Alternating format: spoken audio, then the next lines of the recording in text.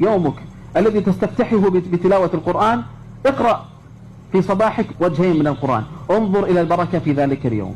اليوم اللي بعده زد اقرأ 4 أوجه، انظر إلى البركة في ذلك اليوم.